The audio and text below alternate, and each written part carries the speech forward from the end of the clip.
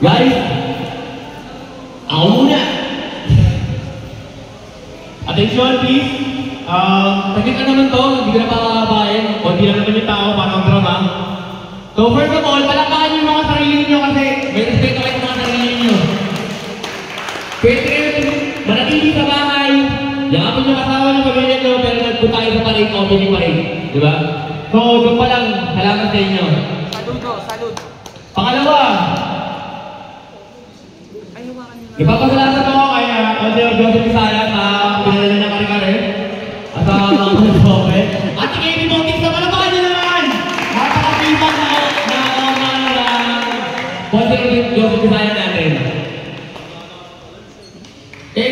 Tatlo, kahit masama yung panahon, ito na nairaos natin, naitawid natin yung parada natin sa public hanggang dito sa basketball court. Malaking tao kayo. Sa mga tao nandito at sa mga wala rito, ipopost ko naman po ito sa ating official YouTube channel sa Kakantuan ko TV sa mga hindi na nakapag-subscribe. Alam niyo yan. Number 1 po. Sasabihin ko na muna mabilis, no? 2011, former champion. Kailangan attention ninyo. Kasi, contender kayo eh. Kailangan mo rin ninyo to. Actually lang naman kayo.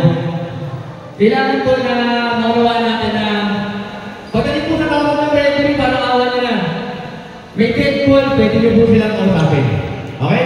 Huwag nyo pong aawain, huwag nyo pong mumurahin, huwag nyo pong aangabahan. Pagkaan po ninyo, ginagawa po nila yan kasi ayun po yung hanap buhay nila, pinapakain po sa kanilang pamilya. So, maging mga tao tayo. Lumalik yung side na tayo, meron po tayo. Respeto, meron lang tayo mga kapit. Eh, kapag naman lang, hindi tayo din. Ang pumayag para mapalaro na lobong. Hindi tayo din ako, ano din tayo para makuha natin itong court na to. Hindi tayo naging swatter. Hanggang final, secure na tayo dito. Palapakan nyo ulit, isa pa, Ellen.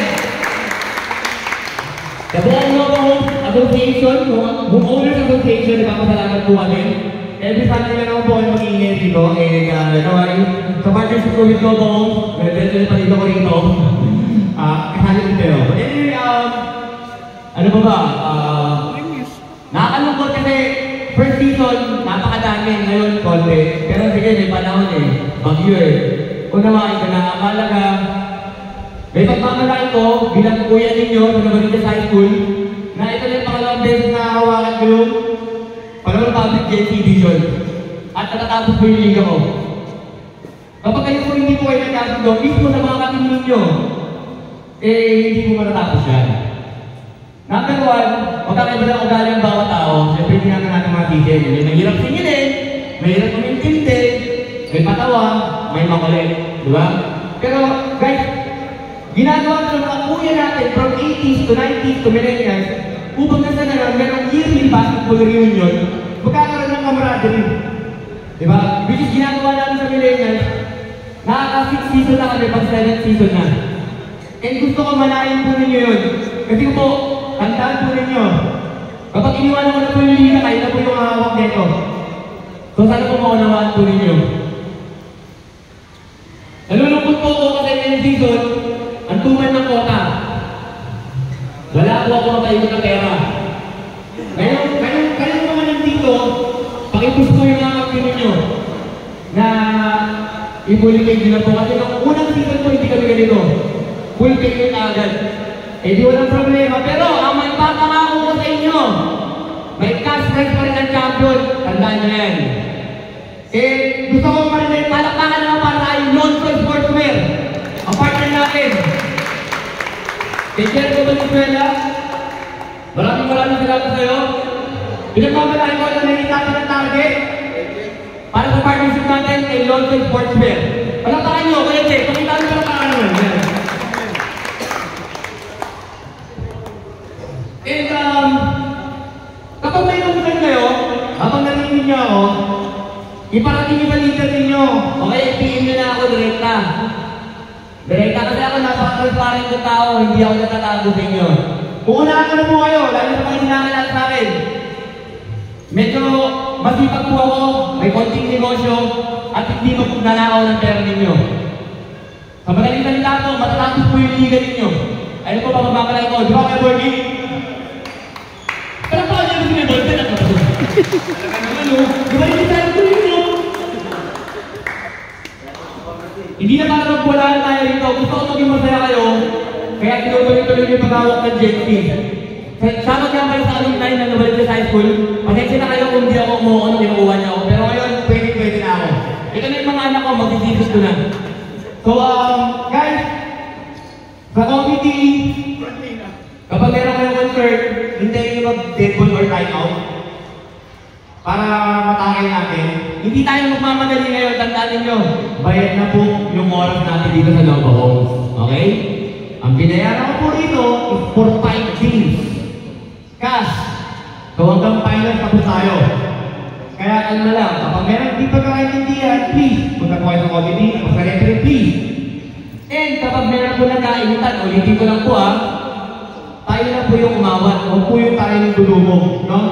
Nakakaya naman kapag mababanat pa tayo, wala naman tayo sa MCB1. Di ba? Para mag-abang kayo ng mga estudyante. Di ba? Wala pong mambabanat ha! Kasi po ako po babanat sa inyo. And, joke lang po yun. And, gusto ko rin po na maunawaan po ninyo, again, basketball reunion is for us, for you guys, na maramdaman ninyo yung kamarating ninyo yearly. Di ba? And nandyan yung happiness,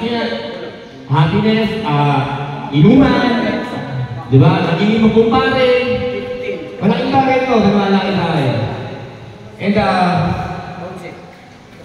dahil wala pa kasi yung 2010, napatagal ko ba? Bowie, shoutout sa'yo, happy birthday!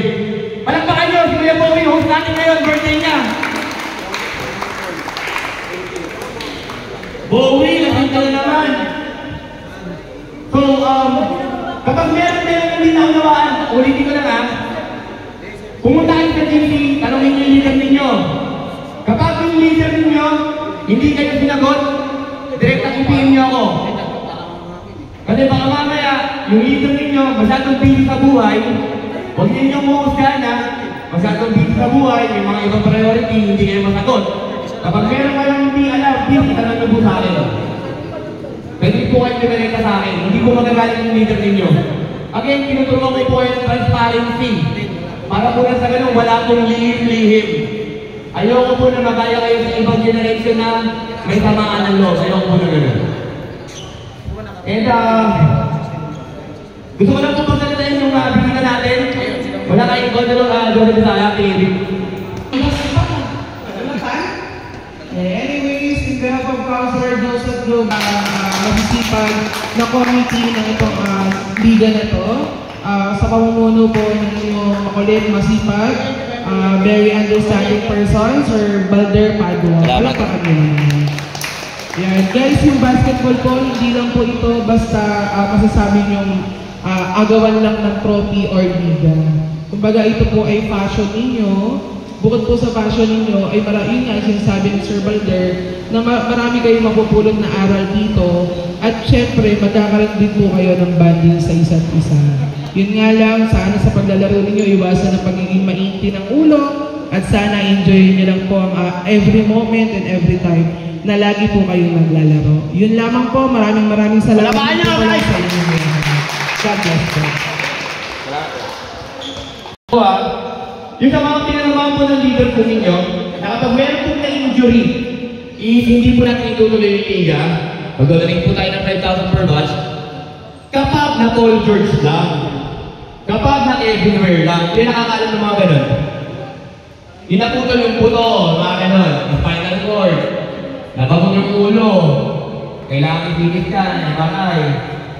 Pero po pag meron po ka ng ilay, nasingo sa tinted, nabangan, nagabakay, pumunta kayo natin, nagkaroon po yun.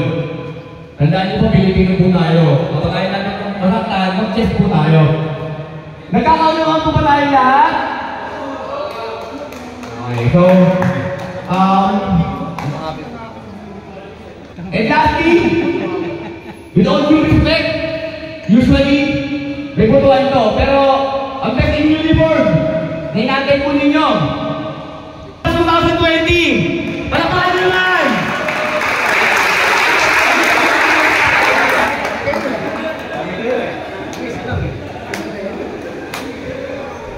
Punta na kayo ng release nyo na, sabay kamay kayo, dali. Magpaganda tingnan. Please to be awarded by Tita Ellen ng Nova Homes and sponsored by Johnson Sportswear. Tita Ellen,